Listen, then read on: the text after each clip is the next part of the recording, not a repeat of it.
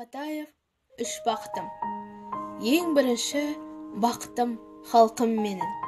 Соған берер ойымның алтын кенін. Ол бар болса, мен бармын, қор болмаймын, қымбаттырақ алтыннан нарқым менің. Ал екінші бақытым тілім менің. Тас жүректі тілімнен түңілмедім. Кейде дүниеден түңілсем де, қасиетті тілімнен түңілмедім. Бақытым бар үшінші отан деген. Құдай кім десе мен отан дерем. Оты сөнген жалғанда жан барсың ба, қымбаттырақ ойланбай отал менен. Өс, өрбі, көгере бер. Немерелер көбейсін шөберелер. Жадыңда ұста, жақсылық күтпегейсін. От емес, оқ сұрасан менен егер. Үш бірдей бақытым бар алақанда.